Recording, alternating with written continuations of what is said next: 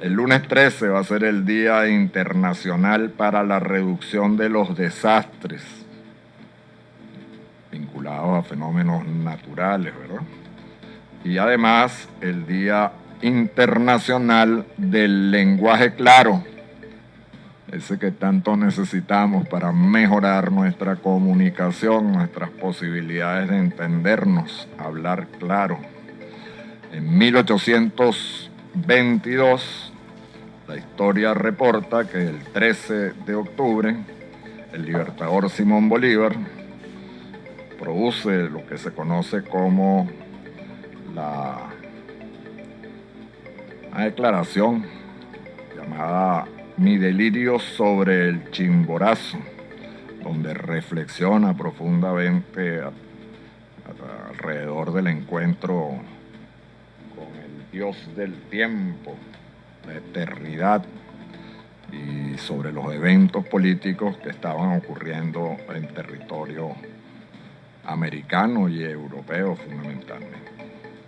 En 1916 nace en el Zulia José Encarnación Romero, conocido como Pachencho Romero, y este atleta venezolano fue el primer medallista internacional que tuvo el país en eventos de ese tipo de convocatoria, en los Juegos Bolivarianos celebrados en Lima, Perú, en el año 1947.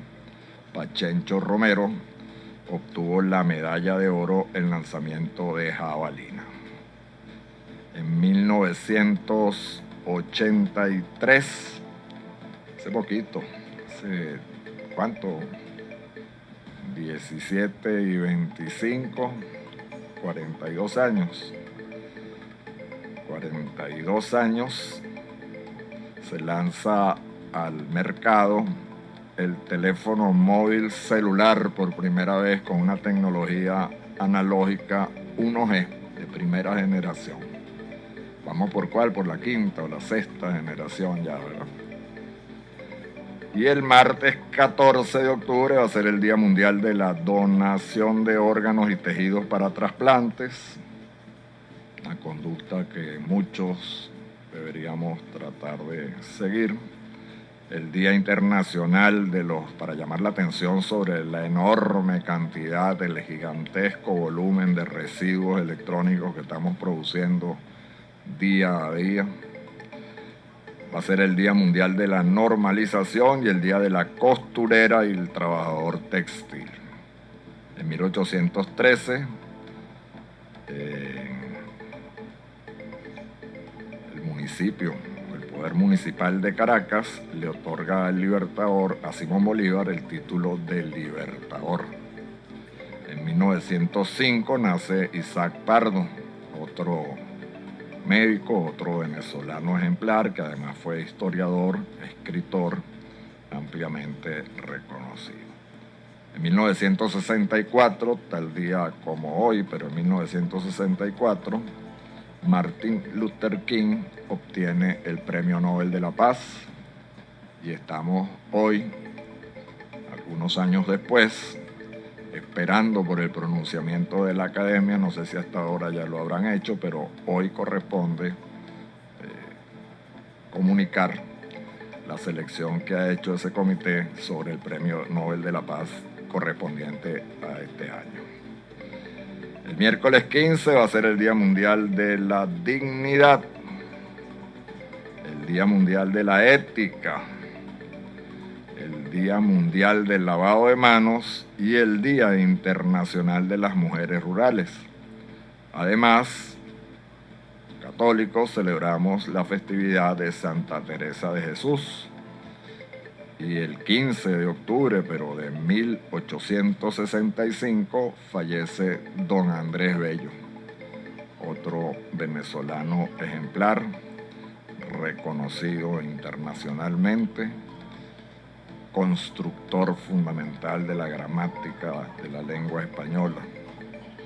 En 1955, el año en que yo nací, se inaugura el Bosque Simón Bolívar en los Montes de Judea, allá en el Medio Oriente, ¿verdad? Como un símbolo de paz que todavía andamos buscando. Y en el año 2020, Yolanda Pantín obtiene el Premio Internacional de Poesía Federico García Lorca por su obra poética, por supuesto.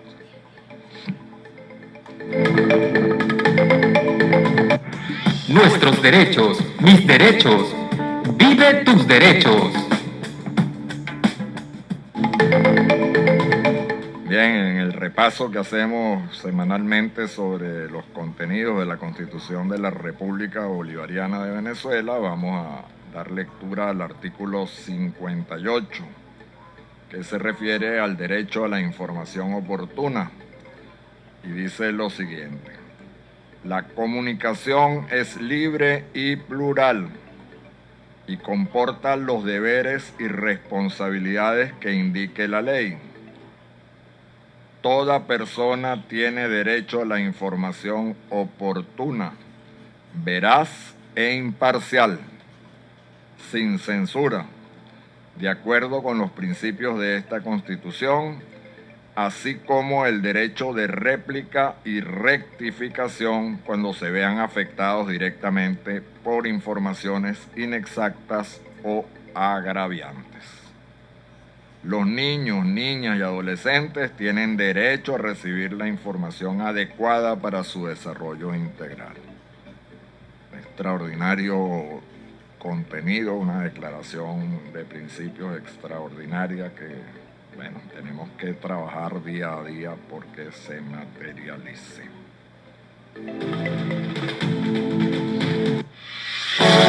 Ponte al día y vive tus derechos.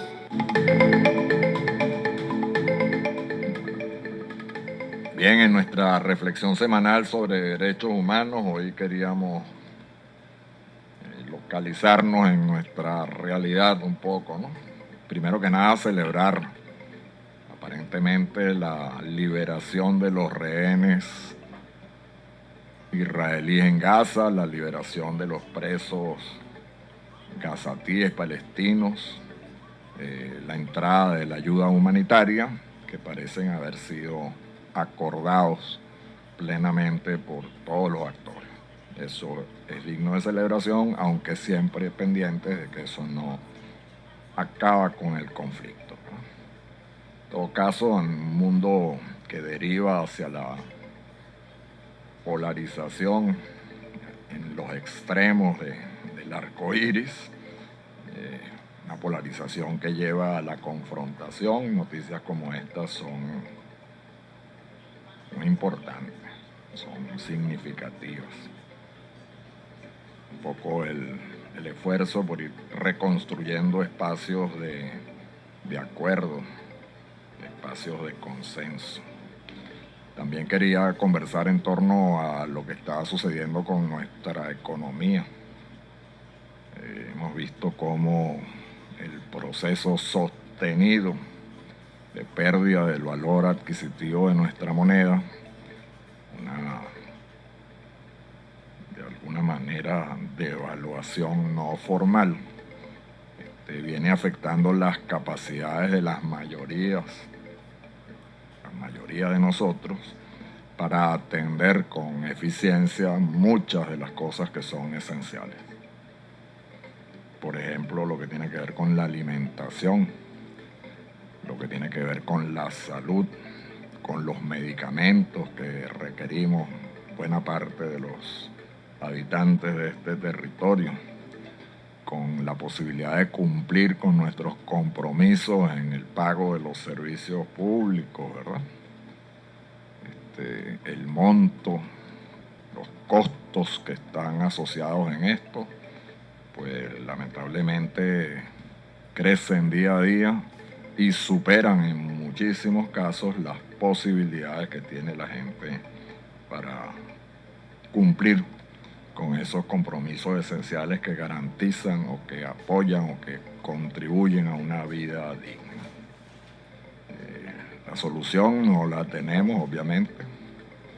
Si la tuviéramos, la daríamos. Lo que sí creo es que la reflexión pasa por entender que requerimos de un enfoque integral para abordar el tema económico.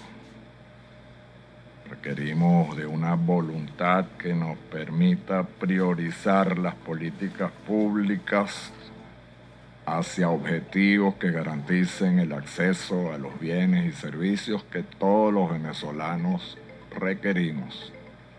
Las políticas públicas deben priorizar aquellas acciones que impliquen mejorar las condiciones de vida de la gente. Y sobre todo, mejorar la protección de aquellos que son más vulnerables. Nos referimos fundamentalmente a los niños y niñas y a las personas mayores, a los adultos mayores. La reflexión pasa por ahí.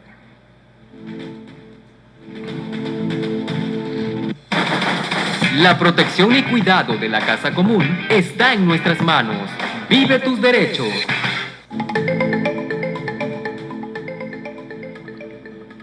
Ecología integral, hablemos un poquito de ecología integral antes de la pausa.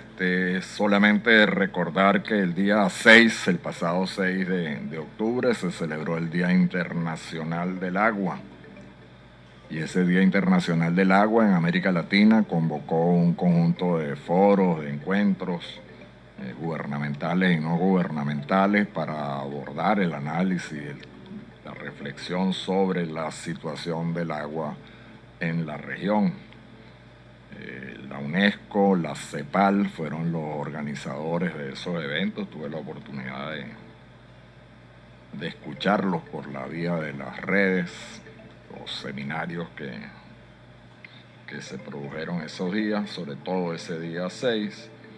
Y bueno, la conclusión es que tenemos un grave problema en torno al cumplimiento del derecho al agua y al saneamiento. Las cantidades, las cifras de personas que se ven marginadas de poder acceder a agua potable suficiente y oportuna crecen día a día. Las cifras de la gente que está al margen de poder contar con servicios de saneamiento ambiental vinculados al manejo, al tratamiento del agua, también crecen día a día. El modelo económico global, energético global, pues continúa produciendo impactos severos en la disponibilidad de agua para las personas. En el seminario se reportaba el continuo retroceso de la superficie cubierta por glaciares, por ejemplo. Los Andes, esa cordillera que atraviesa el continente suramericano y que tiene una extensión importante en Venezuela, fueron históricamente un sitio donde los glaciares abundaban, los glaciares entendidos como las masas de hielo que se convierten en reservas de agua potable y la van gestionando, administrando, ¿verdad? Vemos como esa reducción de la superficie cubierta por los glaciares, pues ha alcanzado cifras muy altas y la tendencia es que no hay recuperación posible, al menos en el corto plazo. Ya en Venezuela sabemos que el último glaciar desapareció.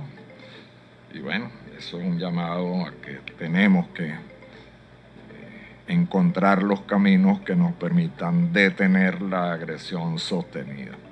Porque no solamente son los glaciares, sino que todas las cuencas hidrográficas del planeta, esas que recogen precisamente el agua que los glaciares proporcionaban, también están siendo afectadas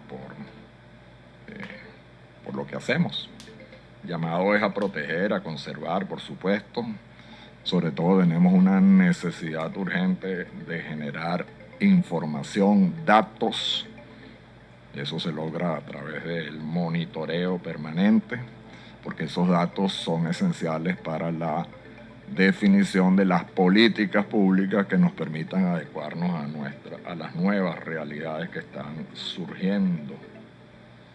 Necesitamos políticas públicas y de cooperación internacional que nos ayuden a enfrentar los retos que están por delante. Bien, esperemos que ese derecho al agua y al saneamiento se fortalezca y seamos capaces de salir del embrollo en el cual nos hemos metido.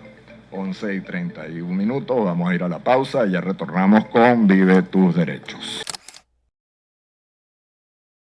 Hablábamos de un mundo que ha derivado hacia los extremos, hacia la polarización, hacia la confrontación consecuente y a la necesidad derivada de reconstruir espacios, de recuperar espacios para el encuentro, espacios para el consenso en la medida de lo posible. Ante ese pensamiento hegemónico que persigue una única verdad, nosotros creemos que es precisamente el reconocimiento a la diversidad el camino por el cual podemos recuperar los espacios de entendimiento para actuar. En ese sentido, hoy tenemos con nosotros al profesor Eligio da Costa. Eligio es coordinador de ORPIA, de la Organización Regional de los Pueblos Indígenas de Amazonas. Y queríamos retomar dos cositas que dijimos inicialmente también. Por un lado, la celebración el próximo 15 del Día Mundial de la Dignidad, y precisamente la diversidad va acompañada del reconocimiento de la dignidad humana, ¿verdad? Y por el otro lado, el día 13 se conmemora el Día Internacional del Lenguaje Claro. Y yo decía que es precisamente el lenguaje claro, ese que no oculta, ese que no responde a intereses extraños, el que nos va a permitir recuperar espacio. Bienvenido, profesor Eligio da Costa, su saludo. Bueno, saludo hermanos y hermanas a todo nuestro pueblo. Gracias, Candel, profe, por la invitación a tu programa. Y bueno, estamos aquí también para manifestar, ¿no?, nuestras inquietudes, manifestar los procesos que se están llevando a nivel de derechos humanos, la exigencia que hemos estado haciendo. Y bueno, de verdad, gracias. Saludo a toda nuestra gente, a todo nuestro pueblo. Muy bien.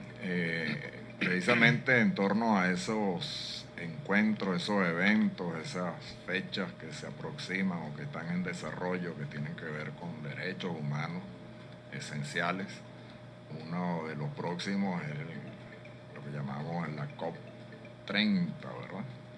Esa que está dedicada a tratar de abordar el tema del cambio climático desde una perspectiva más integral que permita enfrentar una realidad que está aquí acompañándonos. Sabemos que ORPIA en días pasados, hace poquito, celebró un encuentro, una asamblea, donde precisamente la intención, el objetivo era recoger expectativas, opiniones para promover la construcción de un acuerdo sustentado en propuestas que desde ORPIA, desde los pueblos indígenas, se le hace a quienes nos van a representar en la COP30, ¿verdad? Fue un esfuerzo, me imagino yo que complejo, ya nos echarás tú el cuento, pero en todo caso, ¿pudieras tú resumirnos un poco cómo fue el evento, esos resultados que ustedes plasmaron en el documento? Sí, bueno, Candel, fue un evento muy importante, ¿no? Primero fue una pre-COP indígena, capítulo Venezuela. Pudimos pues desarrollar esa actividad con todos los representantes, las organizaciones, algunas instituciones que participaron con nosotros, pero la invitación la hicimos extensiva a todos, ¿no? Igualmente a todos nuestros aliados también, por apoyarnos, por estar con nosotros esos días, a la Oficina de Derechos Humanos, Vicariato, todos estuvieron allí con nosotros apoyando en la realización de ese evento. Bueno, fue un evento donde se pudo recopilar, diría yo, la propuesta que tiene el pueblo, que tienen las bases, ¿no?, sobre de cómo vamos a seguir tratando, mitigando el cambio climático, cómo vamos a seguir protegiendo la Amazonía, la biodiversidad. Y hicimos un llamado, ¿no? Ahí participaron compañeros también de Bolívar, ¿no? Cuyujani originario del Alto Caura, y otros compañeros del territorio ancestral Mapoyo que estuvieron con nosotros allí participando como parte también de la Amazonía venezolana. Entonces, fueron varias propuestas, hermano. Dentro de ello, una de las más importantes que siempre hemos estado luchando es la demarcación y la autodemarcación de los territorios indígenas, ¿no? Mucha gente no entiende eso, a lo mejor el Estado piensa otra cosa, pero nosotros vamos a seguir insistiendo en la demarcación de los territorios indígenas como mecanismo de protección. No hay otra forma de seguirla protegiendo. Fue uno de los primeros, de la primera propuesta. Una de las otras propuestas fue el reconocimiento de los pueblos en aislamiento voluntario y contacto inicial, que sí tenemos en Venezuela, pues no sí tenemos aquí en nuestra Amazonía venezolana. Una cosa, nosotros lo reconocemos como organizaciones indígenas y nuestros aliados también, pero actualmente todavía falta el reconocimiento del Estado, ¿no? Del Estado, que aún no tiene no está reconocido a nivel de Estado todavía. Y bueno, estamos haciendo incidencia para que también se consideren estos pueblos, y bien sabemos que sí tenemos, ¿no? El pueblo Yanomami, el pueblo Joti, algunos del pueblo Wotunja, Sanema y también Yecuana. Entonces es una de las exigencias también ese reconocimiento de estos pueblos que también tienen derecho, que tienen el derecho que sus, valga la redundancia, sus derechos sean defendidos también, ¿no? Ahí llamamos también, Andel, a establecer una mesa de diálogo nacional, porque yo creo que es el momento también, ese fue el término que siempre utilizamos durante la PRECOP, llamamos a un diálogo de concertación, a un diálogo para construir, ¿no? Entre todos, de cómo vamos a seguir protegiendo la Amazonía, cómo vamos a seguir mitigando, generando resiliencia para el tema del cambio climático. Pero el centro de todo fue un diálogo entre todos, ¿no? Para poder construir este trabajo que tenemos. Y seguimos nosotros desde Orpia llamando a ese diálogo, ¿no? Porque, como tú dices, debemos construir entre todos, y es importante dar respuesta entre todos también, ¿no? Incluyendo el Estado, organizaciones y aliados. Allí también colocamos importante el tema de la economía indígena, ¿no? Como alternativa para nuestros pueblos, que el Estado también apoye, incentive, diría yo, en ese tema de la economía indígena como alternativa ante el extractivismo de la minería que cada día depreda más nuestro territorio. También incluimos como un trabajo importante que están haciendo las organizaciones de base, los guardianes ambientales o guardianes territoriales, como compañeros que están trabajando en la protección de los territorios, considerando su cosmovisión, sus conocimientos ancestrales. Entonces, ahí un poco se centró nuestras propuestas, ¿no? En esos 2 días que estuvimos allí. Y bueno, mucha gente participó, más de 100 personas, casi 200 personas participaron allí de diferentes partes. Habían caciques, capitanes, líderes coordinadores de las organizaciones de base. Entonces, bueno, vimos eso también como buscar de impulsar la economía indígena, que no es más que la bioeconomía para alternativa de los pueblos, pero también centrado en la exigencia de los derechos humanos de los pueblos indígenas. Cómo vamos a seguir exigiendo, cómo vamos a seguir materializando nuestros derechos como pueblo, aún en la situación que estamos actualmente, pero creo que no debemos dejar de hacerlo, no descansar ante las exigencias que están consagradas en una constitución, en la Constitución de la República Bolivariana de Venezuela, en la Ley Orgánica de los Pueblos Indígenas y todos esos convenios que ha suscrito Venezuela. Entonces fue un evento importantísimo, donde ese documento fue entregado a la ministra de los Pueblos Indígenas, quien acompañó en la clausura del evento. Igualmente se lo entregamos allí a la gobernación del Estado, a la alcaldesa también le entregamos ese documento, y a la coordinadora de la Cuenca Amazónica, la COICA, que también nos acompañó en el cierre de esta actividad tan importante. Bueno, es un trabajo colectivo, profe, que hicimos allí, por eso agradecemos también a ustedes que nos acompañaron, a todos los aliados de siempre históricos de Orpia, que han estado acompañando la lucha indígena y la defensa de los derechos humanos como pueblo. Sí, sin duda vivimos una realidad compleja y muy exigente, sobre todo para las mayorías, y en las mayorías nos encontramos todos, Sí. los pueblos indígenas y quienes no somos indígenas, pero pertenecemos a esa Claro. mayoría. No voy a llamar que sean excluidas, pero no muy bien tratadas en todo caso. Necesitamos, obviamente, cambiar rumbo, ¿verdad? Porque aparentemente no vamos por buen camino. Yo creo que la evidencia es sumamente amplia. La Amazonía como región suramericana, pues nadie duda de su valor desde el punto de vista ecológico, desde el punto de vista cultural. Sin embargo, la Amazonía sigue siendo escenario de muchas actividades económicas que no están precisamente al servicio de las mayorías, sino que están al servicio de intereses de grupos pequeños pero muy poderosos. Yo creo que ahí el reconocimiento de que eso es así es esencial para empezar no, a seguir desarrollando estrategias que permitan enfrentar esos intereses en procura de fortalecer el bienestar común, que al final debería ser el objetivo de todos. El tema de la territorialidad, de la demarcación, que tú entiendes como importante, yo creo que nosotros también lo entendemos como importante y como vital. Y es además un mandato constitucional que lamentablemente ha encontrado muchos obstáculos en el camino y que en esa estrategia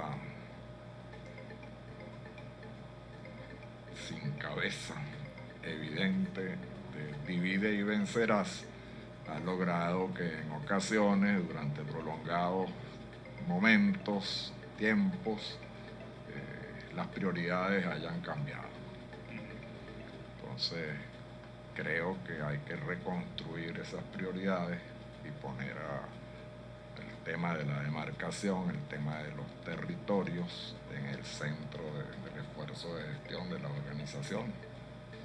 El tema económico obviamente amerita convencer de que nos resulta mejor pensar en eso que tú identificas como bioeconomía, economía sustentada en la vida y para la vida, antes que un modelo económico depredador, que es el que predomina lamentablemente y que amenaza con continuar creciendo. Desde la propuesta de Orpia y con la presencia de la COICA, yo entiendo que en otros territorios de la gran Amazonía también ha habido esfuerzos similares, ¿verdad? Perú, en Bolivia, en Brasil, Colombia. Los pueblos indígenas de alguna manera también están generando propuestas. ¿Quién o cómo es el mecanismo de articulación de esas propuestas y cómo podemos asegurarnos de que esas propuestas al final lleguen a donde tienen que llegar? Es el escenario de la COP30, que va a ser en Brasil, en Belén. Brasil, Belén. Sí, toda la propuesta que trabajamos en ese momento coinciden con la propuesta que tenemos en todos los países amazónicos, ¿no? Con toda la cuenca amazónica. Nosotros entregamos una propuesta con el objetivo de unificar esfuerzos con el Estado para ir juntos a esa COP30, ¿no? Que es el ideal de nosotros como organización, como lo hacen otros países, Colombia, Brasil, que van de la mano con el Estado para hacer más incidencia sobre esa exigencia que tienen los pueblos indígenas, ¿no? Por esa razón entregamos este documento. Ojalá, profe, que este documento hoy que inicia el Congreso Mundial de la Madre Tierra sea considerado alguna de estas propuestas de nuestra Amazonía, ¿no? De nuestra Amazonía. Igualmente, vayamos con el Estado, ¿no? Hasta ahora fuimos excluidos de ese congreso, pero igual nosotros vamos a estar en la COP30 con ayuda de otros países amigos que son Colombia y Brasil, con la que hemos estado articulando para hacer incidencia de la exigencia también de nuestro pueblo a nivel internacional, y que bueno, esos son nuestros compañeros que también nos están apoyando mucho en este sentido, si no podemos hacerlo en conjunto con el Estado. Aunque seguimos llamando al diálogo, a la unificación, al trabajo colectivo, es nuestra esencia como organización. Nosotros no somos de confrontación, pero también tenemos un mandato, una visión, una misión, unos objetivos como pueblo y organización, y con nuestras organizaciones de base, la defensa de los derechos humanos de los pueblos y la exigencia de los derechos de los pueblos. Eso no nos vamos a cansar de hacerlo independientemente de, o sea, no podemos callar situaciones que están ocurriendo.